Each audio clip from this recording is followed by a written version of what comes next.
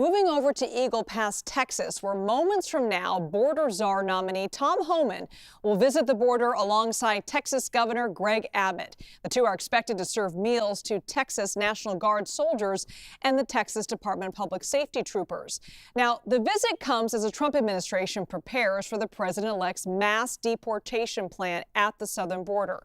CBS News immigration reporter Camilo Montoya-Galvez joins us now from Eagle Pass with the very latest. Now, Tom Homan served as the acting director of ICE under the Trump administration. What do we know about his plans at the border for Trump's second term?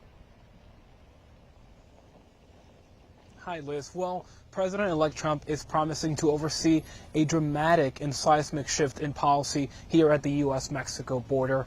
The incoming administration is pledging to reinstate policies like the Remain in Mexico program that requires migrants to await their asylum hearings on the other side of the border in Mexico and to have their cases adjudicated while they await their hearings outside of the U.S. They are also pledging to terminate several Biden administration programs, Liz, that currently allow migrants to enter the country legally, including a smartphone app that allows people in Mexico to request asylum appointments at official border crossings through that application.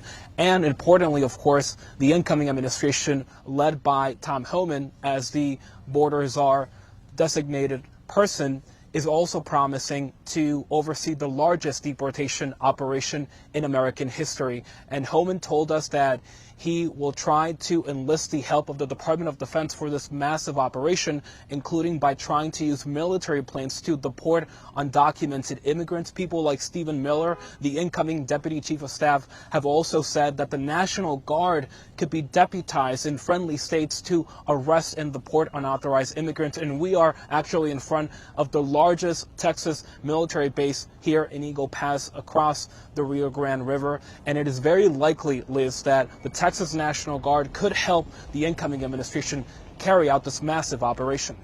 And Camilo, the Biden administration does say that illegal border crossings now on track to hit new lows. In fact, Homeland Security Secretary Alejandro Mayorkas said, quote, "We have driven border encounters below their 2019 level, made the border more secure than it was then, and upheld our standing as a country of refuge for those who qualify under the law." Now, does the Biden administration expect this to change ahead of Donald Trump's inauguration?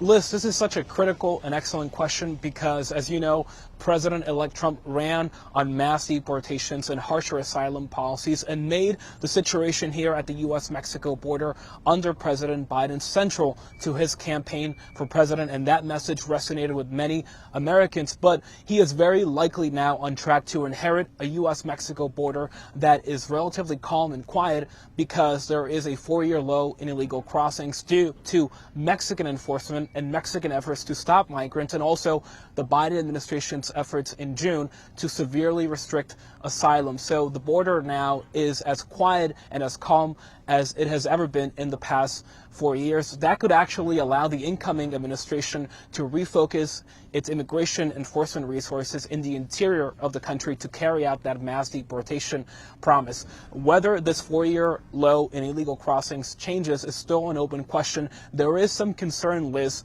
by U.S. officials who have spoken to CBS News that there could be a surge and a spike in crossings before Inauguration Day, as many migrants could try to enter the country legally before President-elect Trump takes office on January 20th. And Camilo, before you go, I want to ask you about this. Mexico gave its response to Trump's tariff announcement during a press conference earlier today. The Mexican president said that she would be sending a letter to Trump. What's at stake here for Mexico?